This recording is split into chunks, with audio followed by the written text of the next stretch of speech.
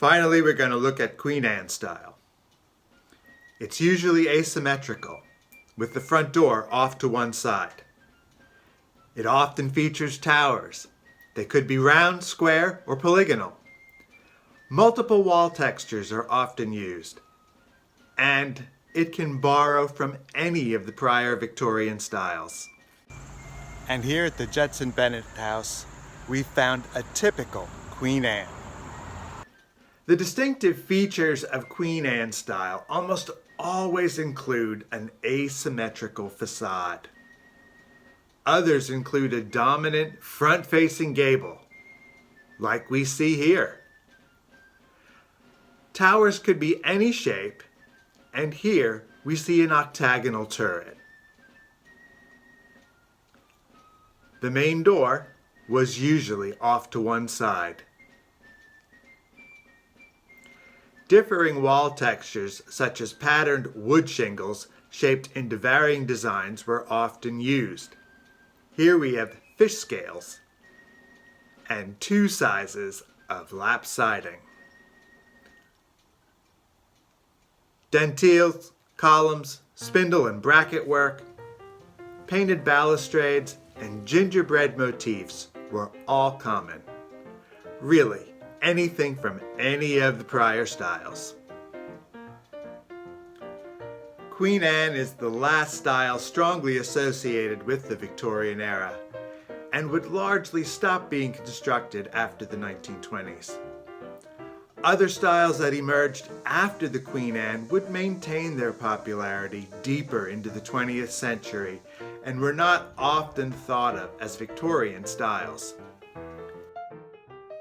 And now for a few fun historical and architectural facts that just didn't fit anywhere else.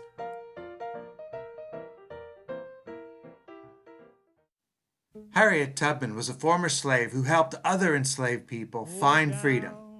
Harriet lived in Cape May in the early 1850s, working to fund her underground railroad to freedom. Harriet, like so many others, worked in hotels and houses to earn money for her cause during the tourist season. Things were not always convivial at Cape May, where Southern slaveholders and Philadelphia abolitionists were all converging during the summer. Sometimes there were tense relations between free black hotel workers and slave-owning vacationers. When the summer season ended, Harriet would switch hats to become an Underground Railroad conductor. One account tells of the fall of 1852 when Harriet crossed the Delaware Bay to rescue 9 refugees. She then escorted them to Canada and freedom. Here at the corner of Lafayette and Franklin Streets, a new museum is under works to commemorate Harriet's struggles and hard work and that of other enslaved people. So it's decided to rain today, but we're going to take advantage of this time. Since I can't go to the beach, I'm going to show you some of the beautiful streets here in Cape May. I'm here in front of the Jacob Lemming House, and it's said on the tour of the town that he purchased this house for $1,800, but to get a tax break, that required the house to cost $2,000. He purchased an extra $200 worth of gingerbread trim for the house.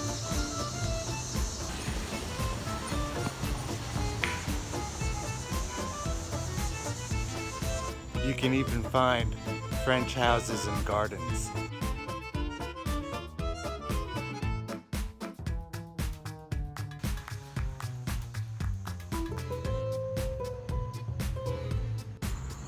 And the streets are filled with small, pretty houses with pretty gardens in front of them.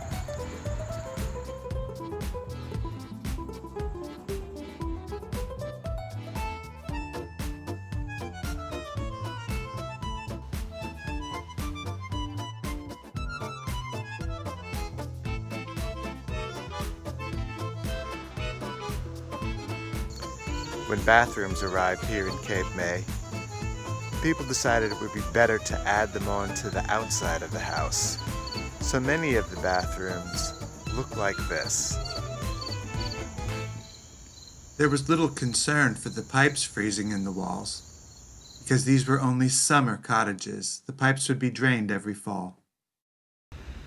I hope that you have liked our course in the architecture of Cape May, but when you're at the beach, you've got to go to the beach. See you later.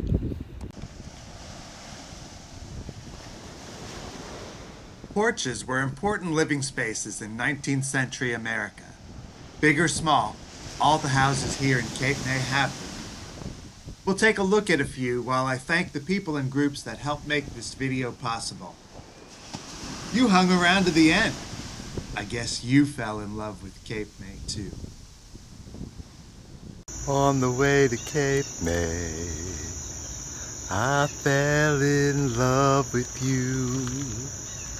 On the way to Cape May, I saw my dreams come true.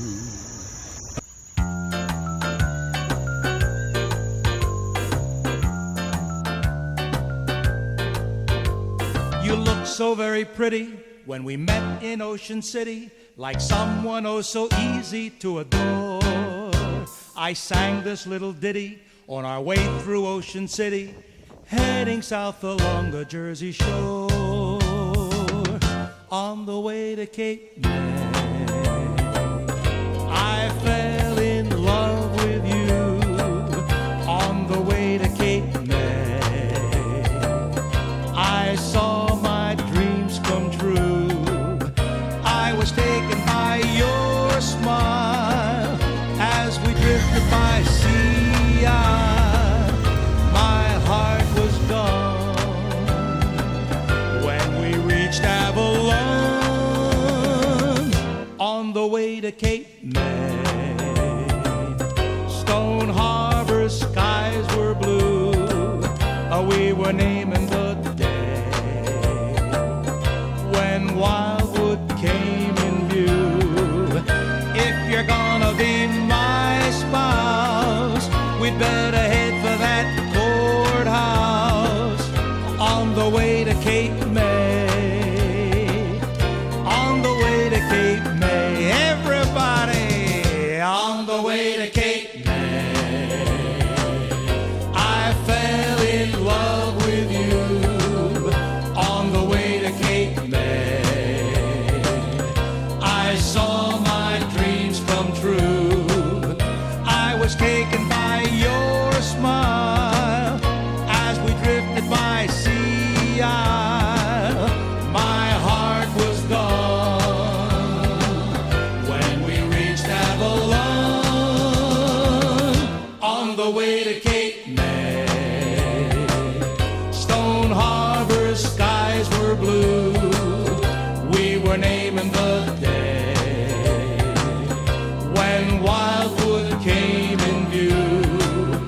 If you're gonna be my spouse, we'd better head for that courthouse.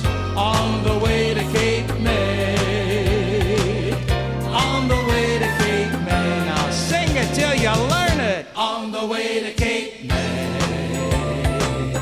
I fell in love with you.